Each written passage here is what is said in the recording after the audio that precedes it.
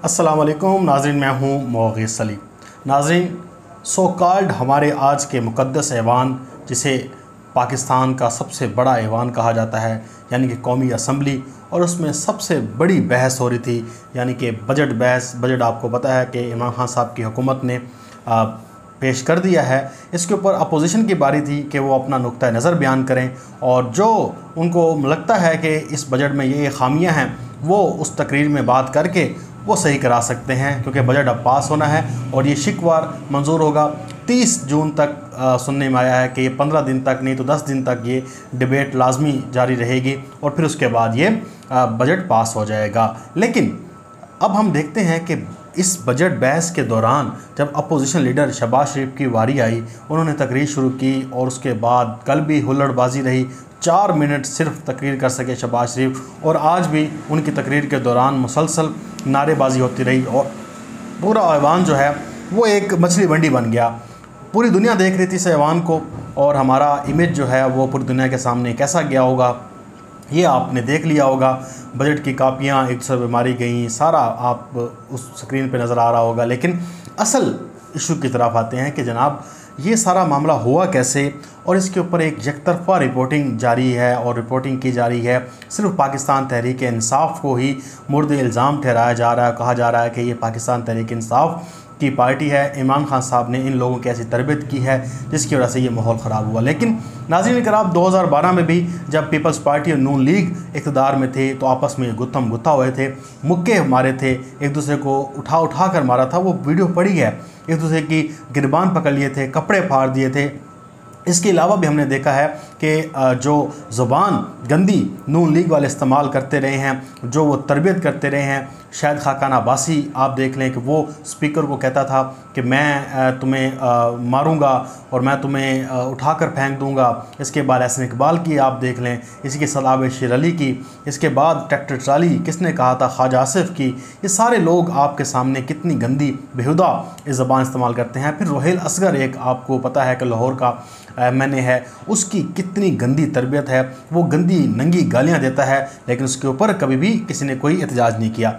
नाज़रीन किराम, जब आपको पता है कि एक बजट पेश करना है हुकूमत ने, आप पूरे एहतजाज की तैयारी करके आते हैं और कहते हैं कि हम इस हुकूमत को बजट पेश ही नहीं करने देंगे। आप देखें कि बजट की कापियाँ किसी के पास नहीं थी, उसी दिन सब ने सामने रखी थी। बजट पास होना था, उसके बाद उसके ऊपर बात होनी थी, लेकिन अपोजिशन ने जब एहतजाज किया वहाँ पे नारे लगाए, और आपको पता है कि वहाँ पे क्या क्या नारे लगाए गए, बहुत ही बेहुदा किस्म के नारे लगाए गए। लेकिन हमारे पाकिस्तान के जर्नलिस्ट जिन्होंने आपको पता है कि वो अपने आप को कहते हैं कि हम इस जमहूरियत के रूह रवां हैं, हम ही जो है सहाफ़ी हैं, और एक तरफ़ा रिपोर्टिंग करके वो अपने आप को शो करते हैं किस तरह से वो मुस्लिम लीग नून और पीपल्स पार्टी के करीब हैं।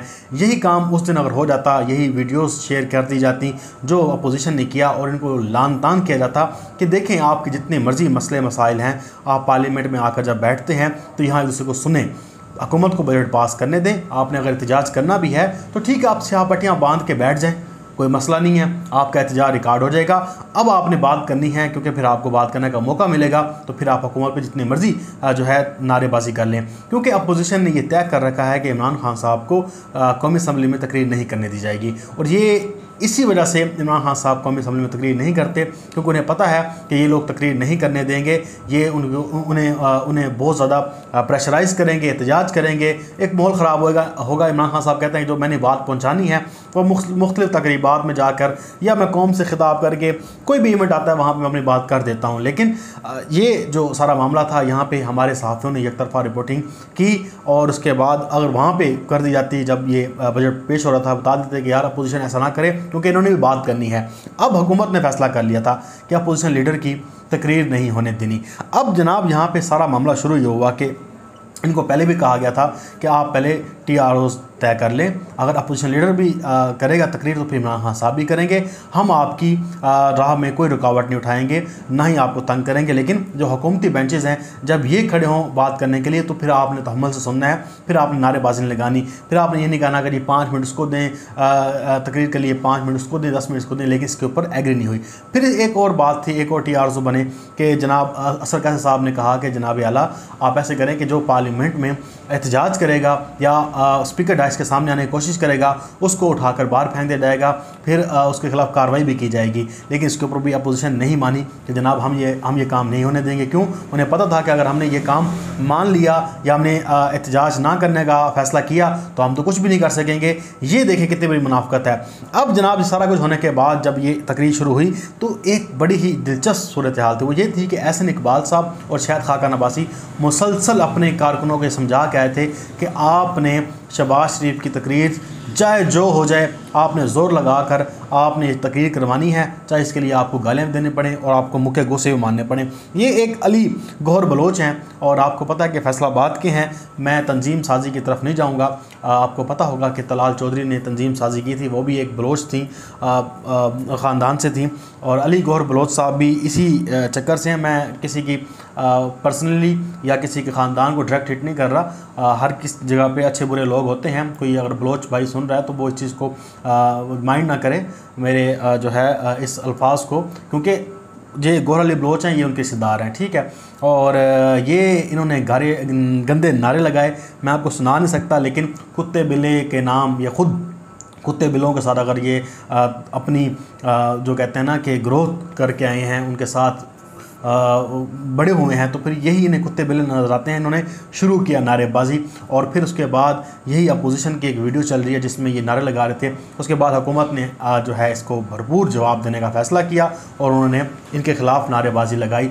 फिर ये सारा मामला बढ़ते बढ़ते हाथापाई तक पहुँचा, गालम गलोच तक पहुँचा। एक दूसरे के ख़िलाफ़ कापियाँ मारी गई, उसके ऊपर अल्लाह रसूल का नाम भी लिखा हुआ था, बजट कापियाँ थी, वो एक दूसरे पर फेंकी गई। और उसके दौरान पाकिस्तान तहरीक इंसाफ के लोग ज़ख्मी हुए हैं, क्योंकि अपोजिशन ने ये ठानी हुई थी कि इनको मार के ही जाना है। मलाइका बुखारी की आंख ज़ख्मी होगी, एक और MNA हैं उनका हाथ जो है वो ज़ख्मी हुआ। इसके अलावा और भी लोग हैं जो बता रहे थे कि जनाब उनके साथ ये ज़्यादती हुई है और ये उनको आके लगी हैं। अब नाज़रीन कराम सारा मामला आपने देख लिया, लेकिन इसके ऊपर थोड़ी सी जो है रिसर्च की ज़रूरत है कि कोई PTI या नून लीग धुली हुई नहीं है। इनकी पूरी हिस्ट्री है किस तरह से गंदी गालियाँ ये देते रहे हैं, लेकिन हमारे पाकिस्तान के सहाफ़ी जो हैं उन्होंने यकतरफा रिपोर्टिंग की। मंसूर अली ख़ान साहब ने जनाब वीडियो शेयर करना शुरू कर दी और पाकिस्तान तहरीक इंसाफ को गालियाँ देना शुरू कर दी। राउफ खलासरा साहब इसमें शामिल थे, इसमें तलत हुसैन शामिल थे, इसमें गरीदा फ़रूकी शामिल थी, और इसके अलावा जो पार्लियामेंट की रिपोर्टर को रिपोर्टिंग करते हैं, इसके अलावा जो सो कॉल्ड लिबरल्स हैं, जो एक्टिविस्ट हैं, जिनके अच्छे खासे फॉलोअर्स हैं, और फिर वो जो चीज़ शेयर करते हैं, ज़ाहिर बात है फिर वो आगे जाती है। चाहे तहरीक इंसाफ के लोग भी शेयर करें तो फिर वो फैलती है। तो इन लोगों ने क्या किया कि यकतरफा रिपोर्टिंग शुरू कर दी और सारा ब्लेम ये करना शुरू कर दिया कि ये पाकिस्तान तहरीक इंसाफ की हुकूमत के लोग हैं, ये कर रहे हैं एहतजाज, ये जनाब नहीं बोलने दे रहे। तो मसला सिर्फ ये है कि देखें, आपने जिस तरह की ज़ुबान इस्तेमाल की, आपको उस तरह से ज़बान से जवाब दिया जाएगा। अगर आप हुकूमत को बजट पास नहीं करने देंगे, वहाँ पर शोर शराबा करेंगे, तो फिर आपको तकरीर भी नहीं करने दी जाएगी। अगर आप इमरान खान साहब की तकरीर नहीं होने देंगे तो फिर अपोजिशन लीडर की भी तकरीर नहीं होने दी जाएगी। ये नहीं हो सकता कि आप हुकूमत को के खिलाफ एहतजाज करें, उसको आप ठोकें, लेकिन जब आपकी बारी है और आप कहें कि जनाब सारा ऐवान चुप करके बैठा रहे, आपकी बात सुनता रहे, और वो भी झूठ आप जो बोलें जो भी है।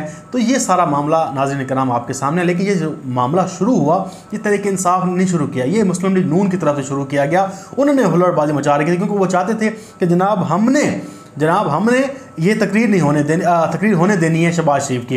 हुकूमत जो बेंचेस पे थे उन्होंने शोर मचाया, उनका ये था कि तकरीर नहीं होगी, लेकिन अपने बेंचेस पर खड़े होकर वो इन्होंने भी डेस्क बजाए थे, अपोजिशन ने, हुकूमत भी हुकूमती बेंचेस पर भी वो खड़े होकर डेस्क बजा रहे थे, लेकिन वो इनके करीब नहीं आए। लेकिन इन्होंने ज़बरदस्ती गालियाँ निकाली, कहा कि ये जो है इमरान खान के बारे में गलत अल्फाज इस्तेमाल किए, कुत्ते बिल्लियों का नाम लिया, और फिर ये सारी कार्रवाई आपके सामने है। लेकिन इसके ऊपर बहुत से सवालात खड़े होते हैं कि सार्जेंट थे, आर्म्ड सार्जेंट थे, सेनेट से बुलाए गए, उसी वक्त फ़ौरन दरख्वास्त दे के यहाँ पे सार्जेंट कम पड़ गए हैं और बुलाए जाएं। लेकिन सर ये सार्जेंट को सुनते हैं, ये उनको उठाकर बाहर फेंक देंगे। MNA MPs को नहीं रोक सकते आप। ये लोग इतने ताकतवर होते हैं कि ये सार्जेंट को अपनी नौकरी का ख़तरा होता है, वो बेचारा हाथ बांध खड़ा होता है कि यार कुछ मेहरबानी करें, पढ़े लिखे लोग हो, आप हर हल्के से हर अवाम की नुमाइंदगी कर रहे हो और यहाँ पर आके आप ये काम कर रहे हैं। इस पर बहुत सारे सवालात उठते हैं कि ये किस तरह की लॉट जो है हमारे पार्लियामेंट में मौजूद है, जो किस तरह का सबक दे रही है। बहरहाल ये सारी सूरत सूरत हाल है। अपना बहुत सारा ख्याल रखिएगा और उन साफियों के लिए भी 1 मिनट की खामोशी जिन्होंने एकतरफा रिपोर्टिंग की है। दोनों साइड दिखानी चाहिए थी, दोनों तरफ ये गालियां दे रहे थे नून लीग वाले। रोहिल असगर सबसे बड़ा गालियां देने का चैंपियन है, ये चीज़ें बतानी चाहिए थी, लेकिन तरीके इंसाफ के हवाले से वो रिपोर्टिंग करते रहे, वो वीडियो शेयर करते रहे, दूसरी तरफ का मौका नहीं दिया। ये बददियानती है, ये ख़यानत है जिसके बारे में लोग आवाज़ उठाते हैं। अपना बहुत सारा ख्याल रखिएगा। अल्लाह हाफ़िज़। पाकिस्तान जिंदाबाद।